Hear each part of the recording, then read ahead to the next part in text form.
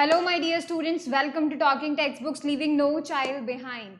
And this is the platform where you will be preparing for the 6th, 7th, 8th Olympiads, NTSC, NSCJS, PRMO, and your school examinations, which is very important, right? And I hope आप लोगों ने बिल्कुल preparation start कर दी है, आप लोगों ने lecture start करने शुरू कर दिए हैं, ठीक है, आप लोग ने क्वेश्चंस स्टार्ट करने शुरू कर दिए हैं. So do it very much often. जितने ज़्यादा आप क्वेश्चन प्रैक्टिस करेंगे, जितना आप स्टडी करेंगे, जितना ज़्यादा आप लेक्चर्स देखेंगे, डेफिनेटली आप अपने उतने ज़्यादा ही गोल्स को अचीव कर पाएंगे. Right. If you want any DPP and study material, you can always access them on the Telegram channel. You have to join the Telegram app first, and then you have to join the Telegram channels according to your classes, right? So this is TTB07 for class 7. That's your code. Go to Telegram app, write that code and join the channel. Then you'll have the DPPs and study materials available there. And the most important thing I wanted to tell you is to help you in preparing for your examinations, for the Olympiads, for the foundation, for the school level preparation. We have set some packages for you. That means you will be getting so much benefits from these packages if you join them. And to do so, you have to go on www.talkingtextbooks.in, where you will be getting this types of packages, right? This is an example here. So you will be getting comprehensive study material, which is important because you should have a very set organized study material for you if you really want to crack something big, right? Recorded and live classes, that would be beneficial because if you want to go back on some topic, that means you can go for the recorded ones. Okay, homework submission is important. Homework submission, it shows that you are doing homework and you are very much dedicated towards your goal. Bi-weekly quizzes will let you know how much you understand from a specific lecture, right? And periodic test papers will be giving you the taste of the competitive exam. That means how much level you are getting in the competitive exam, or how much questions you are getting from physics, from maths, from bio, like that. So you will be very much familiar with the process of the competitive exam question paper, right? Now you have to click on the buy now. You'll be forwarded on price details page, which is showing you this much 9,000 cost, right? If you write here CYLIVE, this code here, you will be getting 30% discount. 30% discount, that is 2,700, right? It will be deducted from the 9,000 and the total package cost will be 6,300. You have to click on buy package and then you will be forwarded on the options you can choose to pay from. Now if you have any query, you can go on this number, you can call us on this number and you can get your queries resolved, whichever queries are there for you. If you want to test yourself, then there are separate packages for the test series also. You can join them definitely and test yourself where you stand in the competition, how much knowledge you have already gained, right? And if you really want to join the test series, you can also write this code there too, so that you will be getting 30% discount on that packages too, on the test series too, right? So this is the important thing I wanted to tell you. Now just take out your copies, take out your books and start studying, all right? Promise yourself you will be watching the whole lecture, you will be preparing whole notes, right? Totally whole notes, and then you will be revising on the daily basis. मैं पहले ही आपको कई बार बोल चुकी हूँ, वापस revise करना शुरू कर दीजिए अभी से ही, तभी आपको बेनिफिट मिलेगा, ठीक है? So this was the thing we have done last time, right? Now start our lectures. This is lecture 4 and we will be studying scalars and vectors. देखिए, scalars and vectors को हम जब पढ़ेंगे तो डेफिनेट सी बात है, आप लोग ये बोलेंगे कि हम एक बार फिजिकल क्वांटिटीज का जो डिवीजन था कि भाई कैटेगरी वाइज डिवाइड किया था, एक तो फंडामेंटल में किया था, एक डिराइव में किया था, लेकिन हम लोग यहाँ पे वापस से सारे फिजिकल क्वांटिटीज को वापस से एक बार क्या कर रहे हैं, कैटेगरी में डिवाइड कर रहे हैं. इस बार हम लोग क्या उसका क्राइटेरिया रख रहे हैं कि भाई कैसे हम लोग कैटेगरी में डिवाइड करेंगे, वो है यहाँ पर डायरेक्शन है या डायरेक्शन नहीं है, ठीक है? कोई भी क्वांटिटी हम पहले चेक करेंगे कि इसके पास डायरेक्शन होती है या नहीं होती है. अगर इसके पास डायरेक्शन नहीं होती देन वो तो चला जाएगा स्केलर्स में, और अगर उसके पास डायरेक्शन होगी तो वो चला जाएगा वेक्टर्स में, right? So today will be reading scalars, vectors and representation of vectors, और उसके बाद थोड़ा बहुत हम लोग वेक्टर्स के क्वेश्चंस करेंगे, ठीक है? सो सी, यहाँ पर हम लोग देख रहे हैं types of physical quantities and ये टाइप्स भी हम किसके बेसिस पर देख रहे हैं, on the basis of directional properties, ठीक है। इस बार हम लोग फंडामेंटल और डिराइव्ड क्वांटिटीज की बात नहीं कर रहे हैं, ठीक है। हमने सारे की सारे फिजिकल क्वांटिटीज को वापस से दो कैटेगरीज में डिवाइड किया, that is scalar and other one is vector, ठीक है। उसके लिए हम लोगों ने क्या किया, हम लोगों ने उनकी डायरेक्शनल प्रॉपर्टीज को देखा, ठीक है। हम लोगों ने उनकी डायरेक्शनल प्रॉपर्टीज को इस बार चुना कि हम इसके बेसिस पर अब की बार डिवाइड करेंगे, राइट। पिछली बार हमने कैसे डिवाइड किया था, हमने डिवाइड किया था कि भाई कोई इंडिपेंडेंट अगर क्वांटिटी होगी तो वो तो फंडामेंटल में चली जाएगी, और अगर कोई डिपेंडेंट क्वांटिटी होगी तो वो किस में चली जाएगी, डिराइव्ड में चली जाएगी, राइट। नाउ सी, यहाँ पर हम टू टाइप्स पढ़ने वाले हैं, number one scalar, number two vector, ठीक है। ये नाम जो है स्केलर एंड वेक्टर, ये तो हमने जानबूझ के दिए हैं to show you that scalar means no direction and vector means have direction, right. Now see, number one type scalar quantities, ये आपको क्या बताती हैं, these scalar quantities tells you the physical quantities which have magnitude only and no direction are called scalar quantities। मतलब ऐसी quantities जिनके पास magnitude तो है, ठीक है। magnitude का मतलब क्या, एक तो न्यूमेरिकल नंबर और यूनिट, ये दोनों चीजें तो हैं, लेकिन उनके पास डायरेक्शन नहीं है। दैट मीन्स वहां पर सिर्फ मैग्नीट्यूड से ही काम चलाया जा रहा है, वो सभी के सभी क्वांटिटीज चली जाएंगी स्केलर क्वांटिटीज में। जैसे बहुत अच्छा एग्जाम्पल है टाइम, टाइम को हम बोलते हैं 5 आवर्स, राइट। तो 5 तो हो गया नंबर, आवर्स हो गया यूनिट, टाइम का यूनिट, राइट, एंड बस खत्म।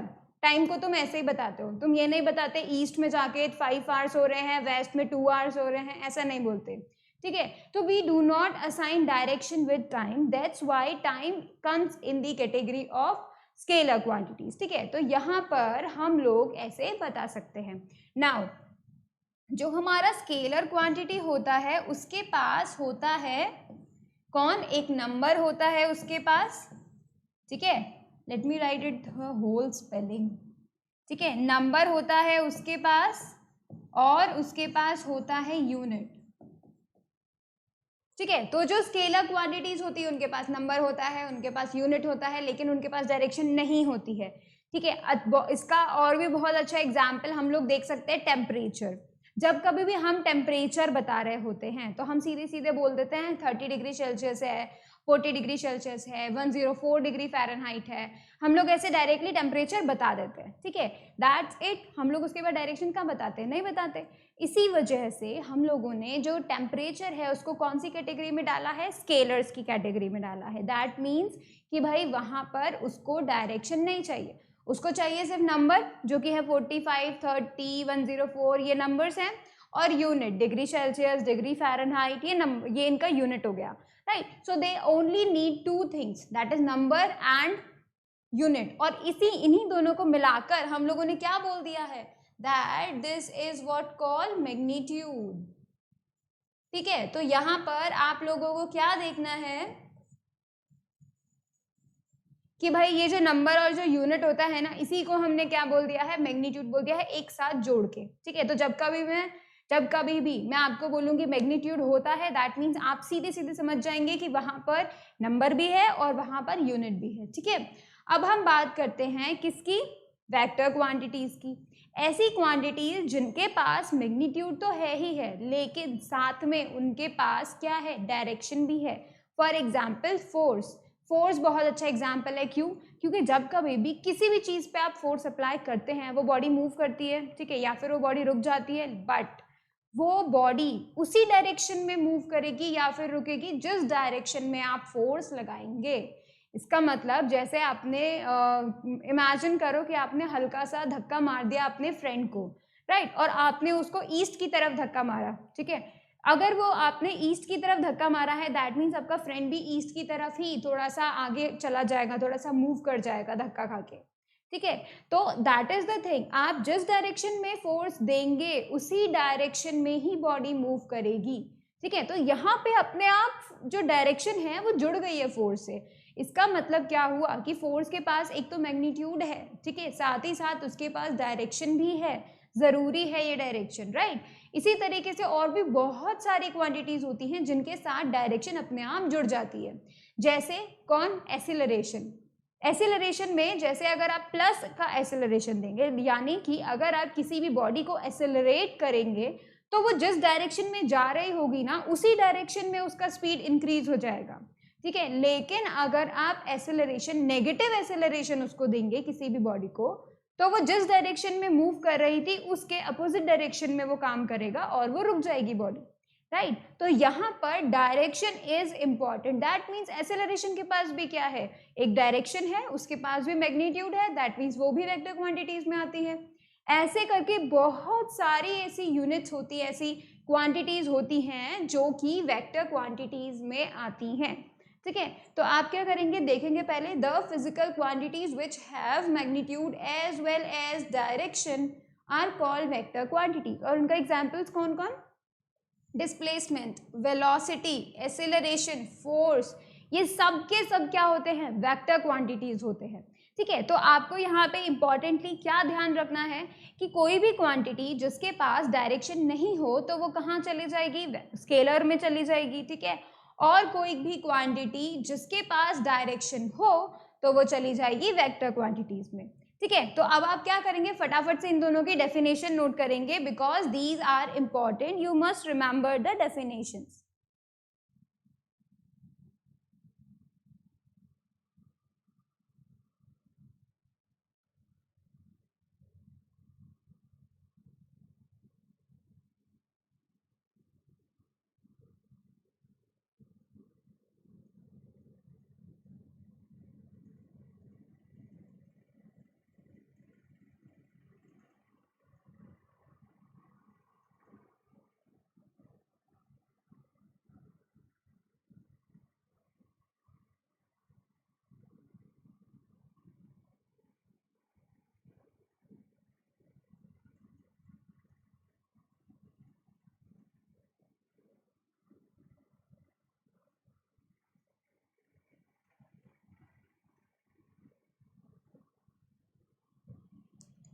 चलिए अब हम लोग देखते हैं हर एक क्वांटिटी यानी का स्केलर क्वांटिटीज और वेक्टर क्वांटिटीज का डिफरेंट डिफरेंट क्या प्रॉपर्टीज है, क्या होता है नहीं, ठीक है। वो सारी की सारी चीजें वो हम लोग अभी देखने वाले हैं, ठीक है। तो साथ साथ मेरे साथ नोट भी करते चले जाएंगे। और मैं आपको अभी बताती हूँ स्केलर क्वांटिटीज के बारे में। जो स्केलर क्वांटिटीज होती हैं उनको हम स्केलर्स भी बोल देते हैं। तो इनका जो दूसरा नाम है उसको हमने क्या बोल दिया है? स्केलर्स, ठीक है। तो हम लोग सबसे नंबर 1 पॉइंट तो यही लिख लेते हैं, दैट स्केलर क्वांटिटीज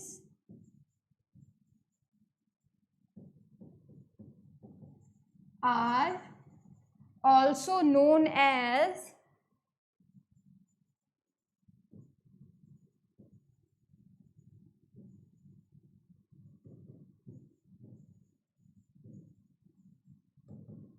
ठीक है। तो अगर कहीं आप स्केलर्स वर्ड सुने तो आप समझ जाओ कि वहां पर स्केलर क्वांटिटीज की बात हो रही है, ठीक है। अब हम देखते हैं सेकंड पॉइंट कि भाई इसकी क्या खासियत है। स्केलर क्वांटिटीज की क्या खासियत है? वो ये कि इनके पास डायरेक्शन नहीं होती है, ठीक है। यही इनकी क्या है? खासियत है। तो हम लोग इसी चीज को लिखेंगे, स्केलर्स हैव मैग्नीट्यूड, ठीक है। और उसका एग्जाम्पल क्या भाई कि होता है, जैसे मास है 2 kg, तो दैट मीन्स यहाँ पे देखो, यहाँ पे नंबर भी है, ये 2 kg भी लिखा हुआ, 2 भी लिखा हुआ, kg भी लिखा हुआ, इसका मतलब यूनिट भी है, तो इसका मतलब इसके पास मैग्नीट्यूड है। दैट इज दोनों चीजें हैं, नंबर भी है और कौन? यूनिट भी है, ठीक है। तो ये दोनों चीजें हैं, ठीक है। इसी तरह हम देख सकते हैं वी कैन राइट 3 hours, ठीक है। तो ये भी बहुत अच्छा जो है एग्जाम्पल हो गया, 3 hours, नंबर भी है, यूनिट भी है। अब इसका जो थर्ड पॉइंट हम लोग लिखेंगे वो ये, scalars do not have direction, उनके पास डायरेक्शन नहीं होती, ठीक है। ये इसका एक इंपॉर्टेंट पॉइंट है कि भाई इसके पास डायरेक्शंस नहीं होती, बिल्कुल भी नहीं होती है, ठीक है। और जो एक्स्ट्रा चीज है, ये तो सिर्फ बेसिक पॉइंट्स हैं, सिर्फ उसके 2 बेसिक पॉइंट है कि भाई इनके पास मैग्नीट्यूड होता है और डायरेक्शन नहीं होता है, ठीक है। ये 2 इंपॉर्टेंट चीज जो हमने लिख दी हैं।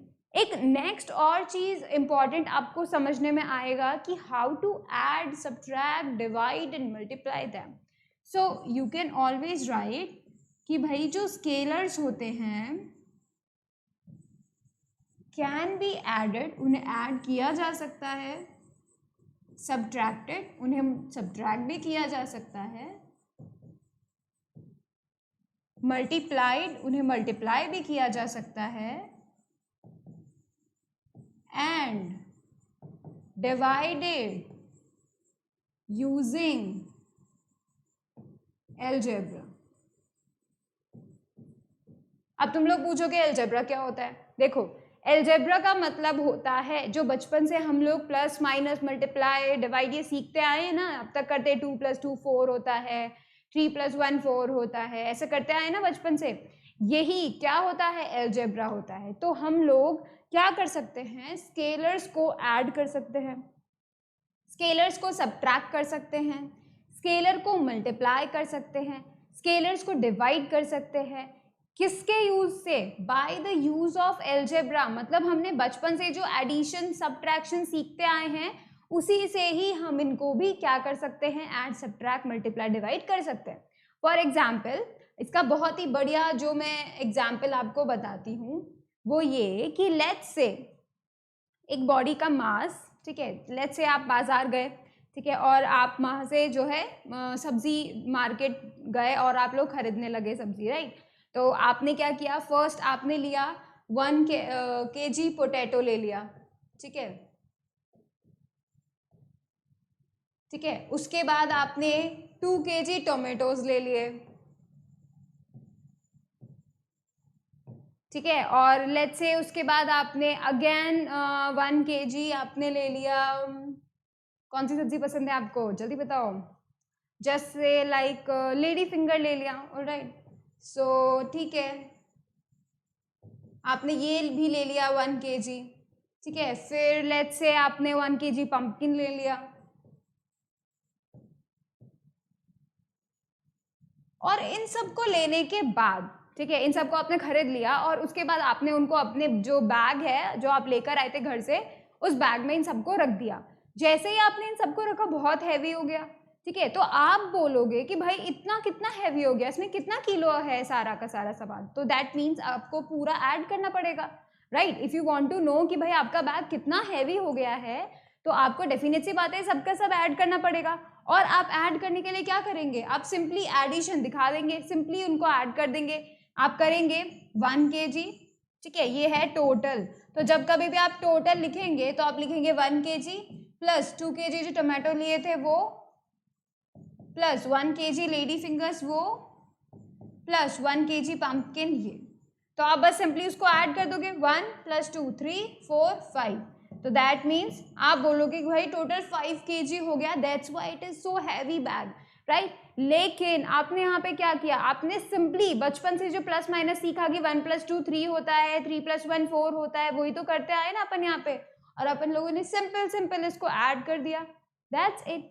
इसी वजह से हम लोग क्या कर सकते हैं, हम लोग स्केलर्स को ऐड कर सकते हैं, सब्ट्रैक्ट कर सकते हैं, मल्टीप्लाई कर सकते हैं, डिवाइड कर सकते हैं, जैसा कि हम बचपन से सीखते आए हैं, ठीक है. तो this is the speciality of the scalars. एक तो उनके पास डायरेक्शन नहीं होती है, तो थोड़ा कैलकुलेशन ईजी हो जाती है, और हम लोग सिंपली जो अब तक सीखते आए हैं उसी को यूज करके इनको ऐड सब्ट्रैक्ट कर सकते हैं, ठीक है. तो डेफिनेट सी बात है, लेट्स से कि आपने इस पूरे बैग में से 1 kg पंपकिन निकाल दिया, तो definitely you can subtract 1 kg from 5 kg, तो आपको मिल जाएगा 4 kg. Easy to calculate, right. So this is the speciality कि these are totally easy to calculate and these do not have any direction, they have only magnitude, ठीक है. तो आप इसे फटाफट से नोट करते चलें, मेरे साथ साथ ही करते चलें.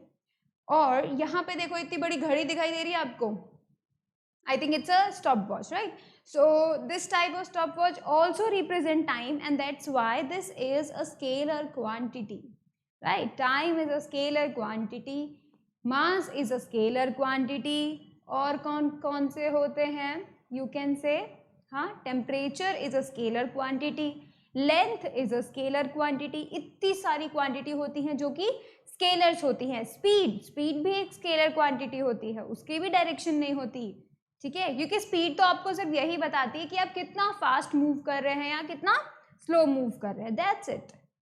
चलिए अब हम स्टार्ट करते हैं वेक्टर्स को स्टडी करने। तो वेक्टर्स को स्टडी करने के लिए आपको क्या करना पड़ेगा, you have to just understand कि भाई उसका क्या प्रॉपर्टीज हैं, क्या वो होल्ड करता है, क्या वो होल्ड नहीं करता है, ठीक है। बस उनको हम बस इसी तरीके से स्टडी करेंगे। So let's start. सबसे पहले तो हम इसका दूसरा नाम रख देते हैं, ठीक है, कि भाई इसका दूसरा नाम क्या है। दूसरा नाम है वेक्टर क्वांटिटीज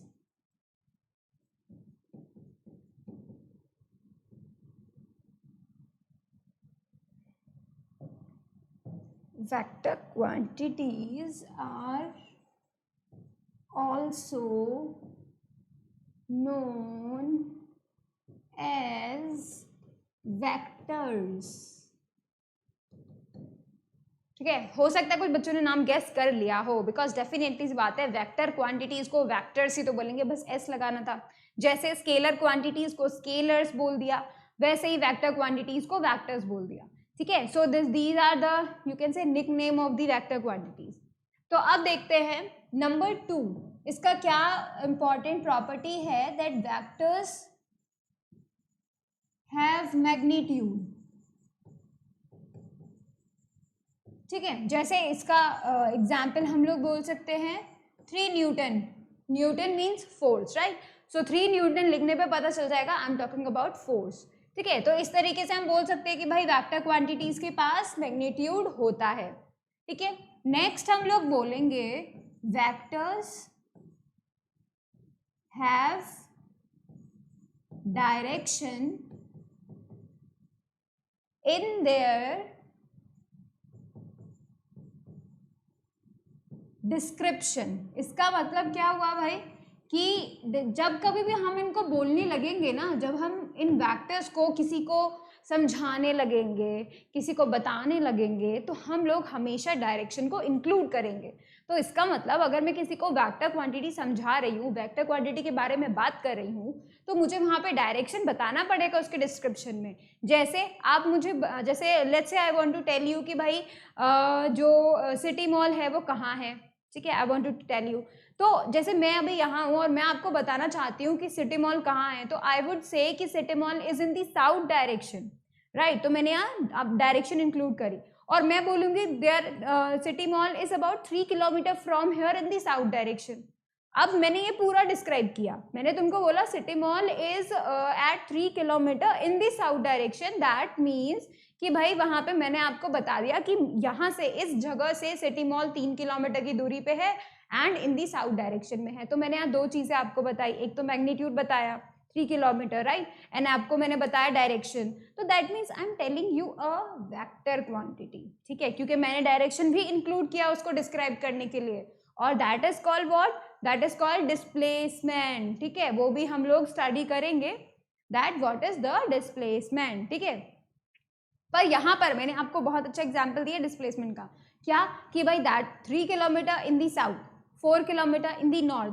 तो ये जो चीजें हैं, distance kilometre, right, distance plus direction, आपको मिल जाता है डिस्प्लेसमेंट। अगर आप सिर्फ 3 किलोमीटर बोल देते कि भाई 3 किलोमीटर दूर पे है, तो that means I am just talking about the distance, ठीक है। लेकिन अगर मैंने बोल दिया 3 किलोमीटर इन साउथ, तो यहाँ पर मैंने क्या किया, डायरेक्शन को भी ऐड कर दिया, ठीक है, और यहाँ पे तो मैंने उसको क्या बना दिया, डिस्प्लेसमेंट बना दिया, ठीक है।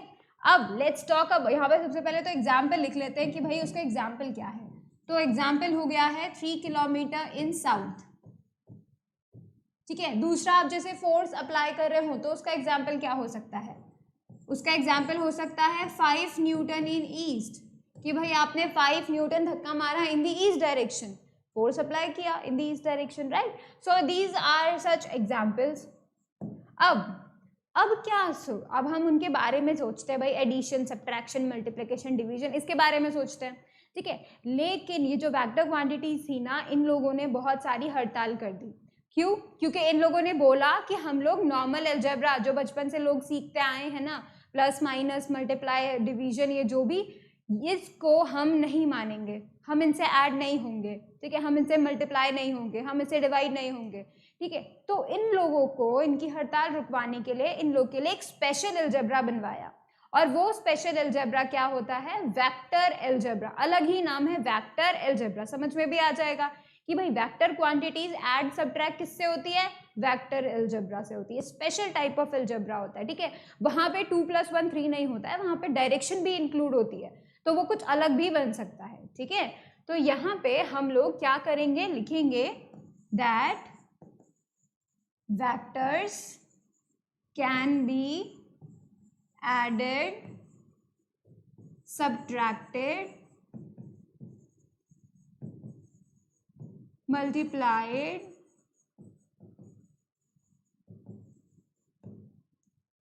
using vector algebra. इसको मैं अलग कलर से ना लिखती हूँ ताकि because it will shows you that it's important. Vector algebra, ठीक है।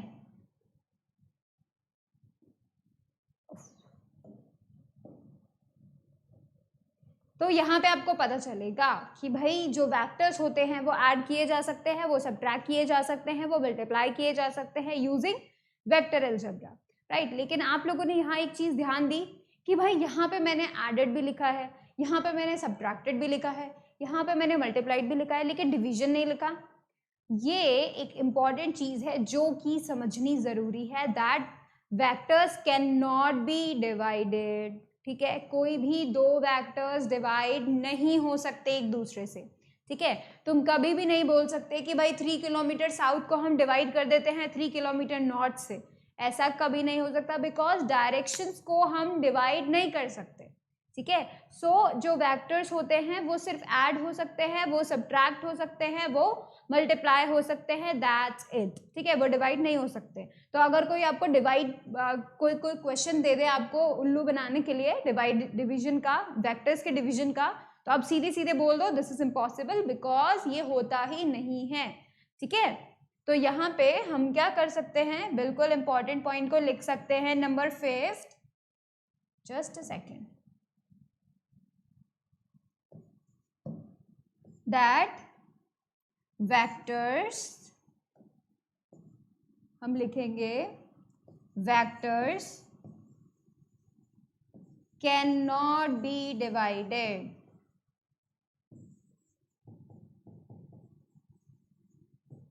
by each other, एक दूसरे से बिल्कुल भी डिवाइड नहीं हो सकते।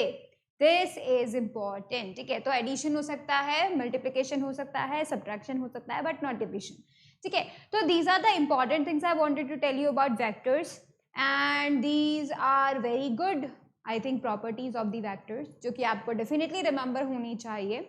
सो try to write them out, ठीक है। और कोशिश कीजिए कि आप उन सभी को अच्छे से जो है रिवाइज करेंगे और ध्यान में भी रखेंगे, right. Now let's move on to the next. अब मैं आपको बताती हूँ how to represent a vector. जैसे हम लोग स्केलर क्वांटिटीज को अगर मुझे क्या करना पड़ेगा, स्केलर क्वांटिटीज को अगर मुझे लिखना पड़ेगा तो सिंपल हम लिख देंगे 3 kg 2 kg 5 kg 3 hours 30 degree Celsius something, ऐसा पूरा लिख देंगे, इट्स ओके। बट जो वेक्टर्स होते हैं उनको हम लिखते भी हैं और उनको ड्रॉ भी करते हैं। तो हम जब उनको ड्रॉ करते हैं तो कैसे करते हैं, और जब लिखते हैं तो कैसे लिखते हैं, उनके लिए स्पेशल रिप्रेजेंटेशन होता है, ठीक है। उसको समझने के लिए हम सबसे पहले देख रहे हैं नंबर 1, और नंबर 1 हम क्या देख रहे हैं, जब हम सिर्फ डिनोट करते हैं, ठीक है, डिनोटेड बाय। तो हम यहाँ पे देख सकते हैं, हम लोग यहाँ पर लिखेंगे वेक्टर्स आर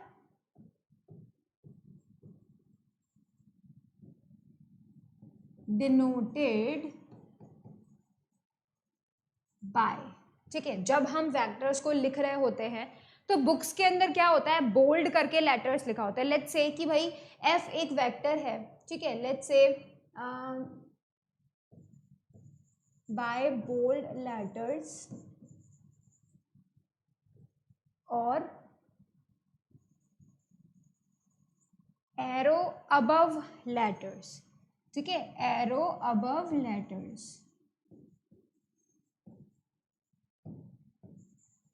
एग्जाम्पल देखेंगे, एग्जाम्पल जैसे बुक में जब लिखा होगा ना, जब बुक में आप लोगों को बताया होगा that is it is a vector, तो वहां पे क्या लिखा होगा, जैसे लेट्स से f इज अ वेक्टर, तो पहले तो वो ऐसे लिख देंगे and then they make it bold, like they make it very much of the this type, ठीक है. So it is bold f and we can say that it is a vector. That's how we write vectors in books, right. तो books में जब printing हो रही होगी या printing हुई होगी, you will get such types of vectors, capital and bold one, ठीक है. अब आपको जैसे डेफिनेट सी बात है, हम एग्जाम पेपर में ऐसे घिसते थोड़ी रहेंगे, उसको बोल्ड थोड़ी करते रहेंगे हर बार जब जब वेक्टर लिख रहे हैं बोल्ड कर रहे हैं, नहीं. तो हम लोगों ने क्या किया, फॉर आवर सेल्स हम लोगों ने एक ईजियर वे निकाला कि भाई जल्दी जल्दी हम लिख सके, कोई प्रॉब्लम नहीं आए. तो that's how we did what, हमने किस तरीके से बताया, एफ लिखा, ठीक है, बिल्कुल सेम एफ लिखा एंड उसके ऊपर एरो बना दिया, ठीक है. अगर हम ऐसे लिखेंगे तो भी वो ये रिप्रेजेंट कर रहा है that this is a vector, और अगर हम ऐसे लिखेंगे तो भी ये रिप्रेजेंट कर रहा है that it is a vector. अब अगर आपके पास ज्यादा टाइम हो तो बोल्ड भी लिखो, ठीक है, और अगर आपके पास कम टाइम होगा तो डेफिनेटली आप फटाफट फटाफट एफ लिख के उसके ऊपर एरो बना देंगे, दैट्स इट, ठीक है. तो दैट्स हाउ वी रिप्रेजेंट या denote vectors in the books और the copies, right. But how to draw them, diagrammatically हम उसको कैसे बताएंगे. तो this is the second one. Vectors can be represented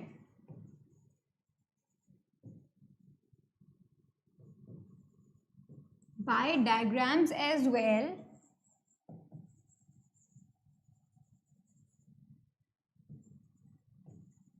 अब डायग्राम से कैसे, बाय एंड बिग एरो, ठीक है. लेट्स से आपको क्या करना है, एग्जाम्पल मैं आपको बताती हूँ. Let's say you want to say a vector, ठीक है, and you want to say like 3 kilometer, let's say that much, 3 kilometer east, ठीक है. तो it has magnitude, it has direction. अब how to make it, we should make an arrow जो कि क्या कर रहा हो, ईस्ट की तरफ जा रहा हो. And we all know, see this is east, this is west, this is north, this is south, right. तो ये हम लोग क्या करते हैं, हमेशा डायरेक्शंस के लिए इसको इस तरीके से प्लस बना देते हैं और फटाफट से डायरेक्शन के हिसाब से अपना डायग्राम बना देते हैं.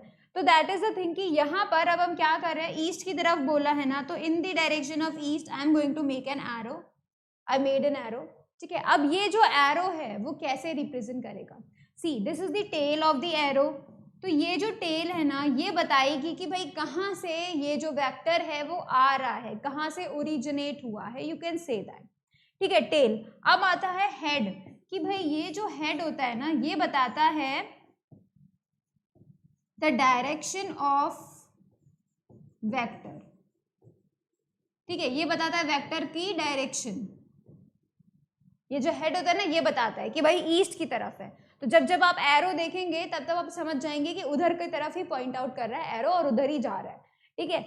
लेकिन इसका जो लेंथ होगा, इसका जो लेंथ होगा, इस एरो का जो लेंथ होगा total, that would show its magnitude, ठीक है. मैग्नीट्यूड शो कर रहा है, जैसे मैग्नीट्यूड क्या है यहाँ पे 3 किलोमीटर, तो इसका मतलब 3 किलोमीटर शो कर रहा है. नाउ यहाँ पर जो हेड है ये तो बताएगा कि भाई कौन सी डायरेक्शन में है. जैसे ईस्ट है तो this is directing towards east, तो डेफिनेट सी बात है head will tell you the direction east, right.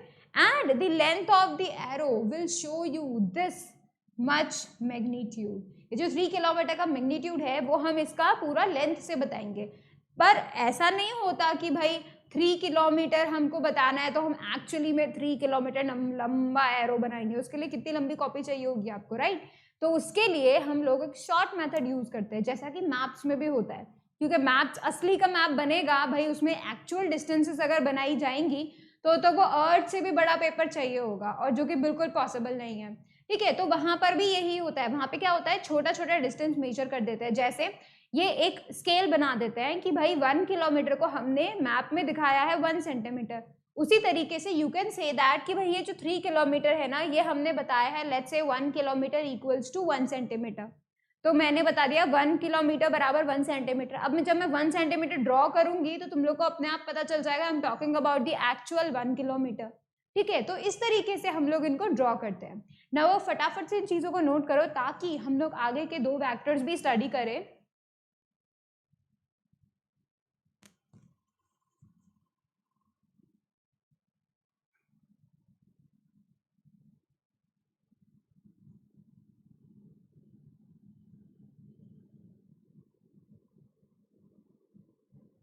और देखो ये जो लड़का है ये भी एरो लेकर खड़ा हुआ है, तो तुम्हें तो पहले ही पता चल जाना चाहिए था कि भाई हम वेक्टर्स को एरो से बताते हैं।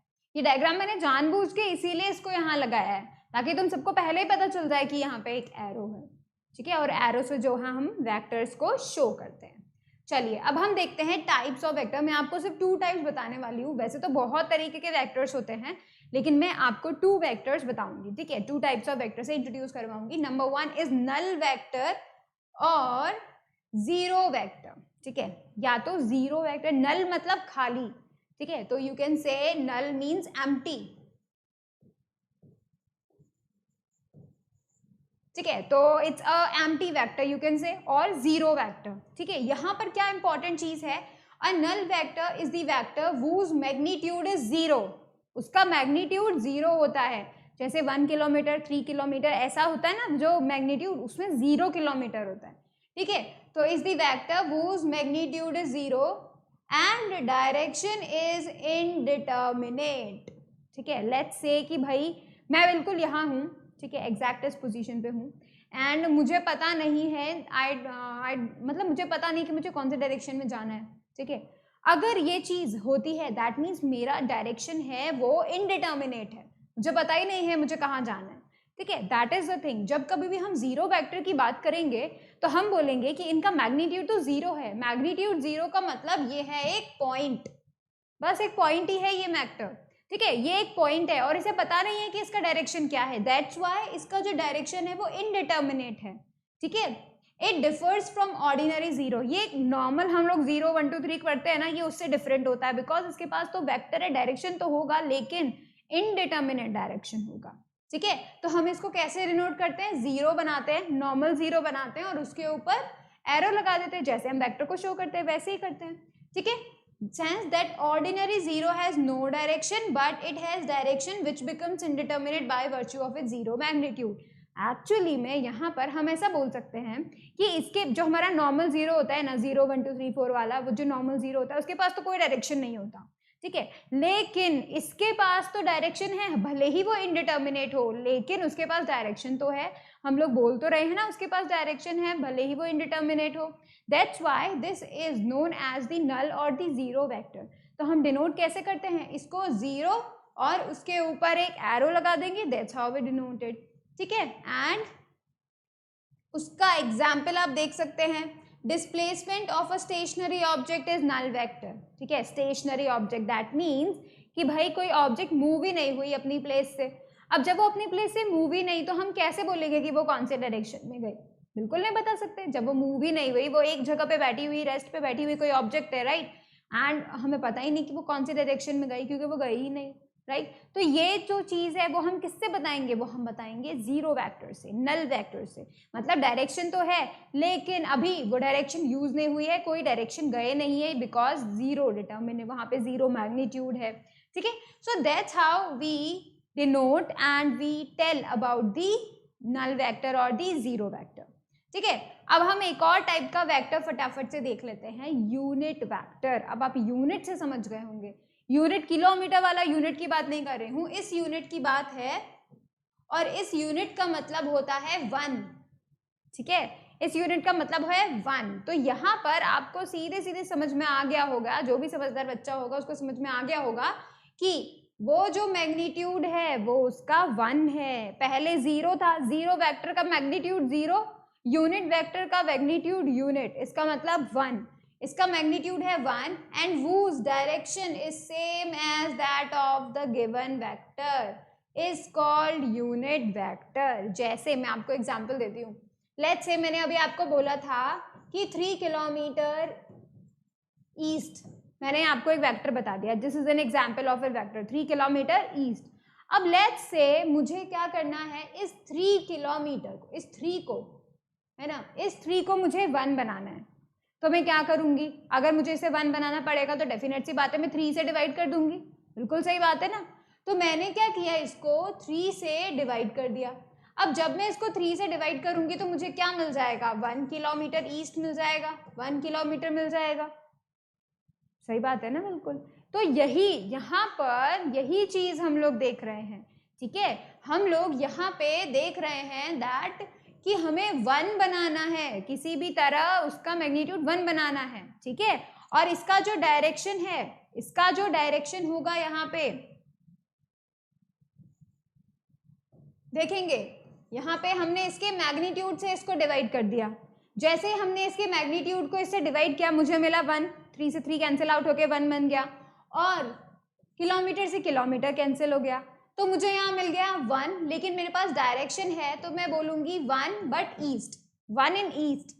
That's why it is what called the unit vector, because there is 1, this is 1 east. इसके पास डायरेक्शन है, इसके पास मैग्नीट्यूड है, ठीक है, लेकिन इसके पास एक कमी है, वो ये कि भाई इसके पास ये किलोमीटर नहीं बचा, इसके पास ये यूनिट नहीं बची, ठीक है। तो यहाँ पे जब हम यूनिट में उसकी वेक्टर की बात करेंगे तब हम बोलेंगे कि यहाँ पर यूनिट नहीं होती, यहाँ पे मैग्नीट्यूड जरूर 1 होता है और उसके पास डायरेक्शन जरूर होती है।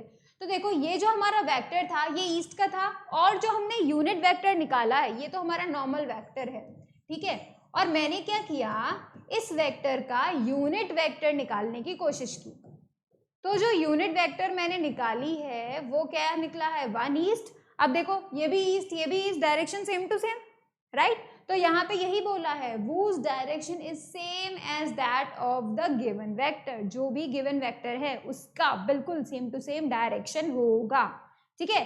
So that's how it is 1 east, alright. अब देखेंगे a cap is the unit vector in the direction of a. That means अगर मैं इस वेक्टर को कैसे शो करूं, that it is, let's say this is vector a, ठीक है। 3 किलोमीटर ईस्ट को हमने कैसे बताया, a के ऊपर एरो बताया। लेकिन अगर मुझे यूनिट वेक्टर को शो करना होगा तो आई वुड से a, और उसके ऊपर एक छोटी सी कैप लगा देंगे, अपन छोटी सी कैप लगा देंगे, ठीक है। तो हम उसको बोलेंगे a कैप, उसका क्या क्या नाम है, हम बोल सकते हैं a कैप बोल सकते हैं, a हेड बोल सकते हैं, a कैरेट भी बोल सकते हैं, ठीक है। So that's how we name as the unit vector. Unit vector में क्या होता है, एरो नहीं लगता है, उसके ऊपर क्या लगता है, छोटी सी कैप लग जाती है, और उसको हम बोल सकते हैं a cap, a hat, a caret. आप तीनों में से कोई भी चूज करके बोलो, ठीक है, कोई फर्क नहीं पड़ेगा, ठीक है। कुछ इंपॉर्टेंट चीज क्या है, दिस इज द इंपॉर्टेंट चीज। A unit vector is used to specify the direction of a vector. अगर मुझे किसी वेक्टर की डायरेक्शन पता करनी हो, सिर्फ डायरेक्शन, मुझे मैग्नीट्यूड से कोई फर्क नहीं पड़ रहा है, मैं सिर्फ डायरेक्शन पता करना चाहती हूँ, तो मुझे उसकी डायरेक्शन कौन बताएगा, यूनिट वेक्टर बताएगा। जैसे यहाँ पर देखो, यहाँ पे 3 किलोमीटर ईस्ट था, अब मुझे जो ये मैग्नीट्यूड है ये खत्म करना था, तो मैंने इसको डिवाइड किया, राइट। किससे डिवाइड किया, उसी के मैग्नीट्यूड से, 3 किलोमीटर से ही डिवाइड कर दिया, तो मुझे 1 मिला। Now this is just direction and nothing else, this is just direction, and यहाँ पे पूरा वेक्टर था, तो इसका मतलब मुझे इसकी डायरेक्शन मिली सिर्फ, बिल्कुल सही बात है, मैग्नीट्यूड से मैग्नीट्यूड तो कैंसिल हो गया, सिर्फ डायरेक्शन मिली। तो यहाँ पे मैं ये बताना चाहती हूँ कि जो यूनिट वेक्टर होता है वो सिर्फ डायरेक्शन बताता है किसी भी गिवन वेक्टर की, ठीक है, किसी भी गिवन वेक्टर की डायरेक्शन बताता है। Now see, unit vector has no unit, इसकी कोई यूनिट नहीं होती। जैसे ही किलोमीटर से किलोमीटर तो कैंसिल हो गया ना, तो यूनिट तो बची ही नहीं, सिर्फ 1 बचा और ईस्ट बचा, डायरेक्शन बची और 1 बचा, बस यूनिट तो खत्म हो गई। इसी वजह से उसके पास कोई यूनिट नहीं होती है, ठीक है। तो अब इसे फटाफट से नोट कर लो, तब हम लोग क्या करेंगे देखते हैं।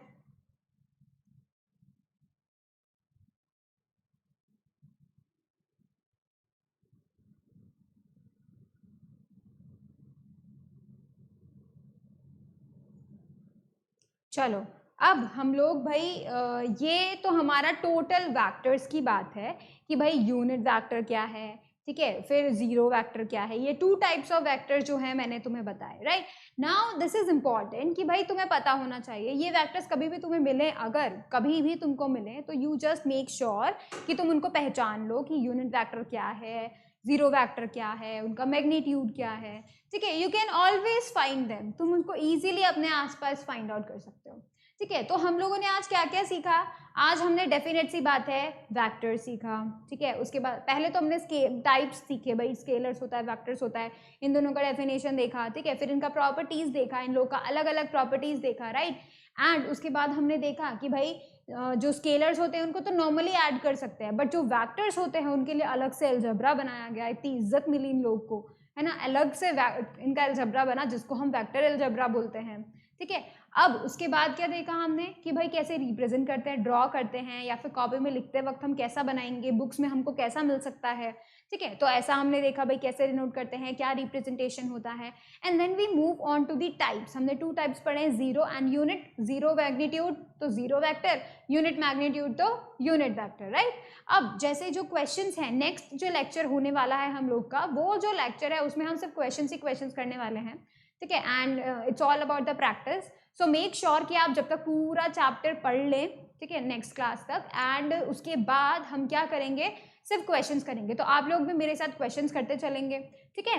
सो लेट्स सी कि भाई हम लोग को नेक्स्ट क्लास में अब जो है वो करना होगा, क्वेश्चंस प्रिपेयर करने होंगे। सो आई वुड रिकमेंड आप लोग पहले से ही जो है चैप्टर्स पढ़ के रखो, कि पूरा चैप्टर हमारा फिनिश हो गया है तो पढ़ के रखो। हम लोग सिर्फ क्वेश्चंस करेंगे and we will do question, vectors पे क्वेश्चंस करेंगे, जो हमने इसके पहले कन्वर्जन पढ़ा उस पर क्वेश्चंस करेंगे, ठीक है, अच्छे क्वेश्चंस करेंगे कंपटीशन लेवल्स के।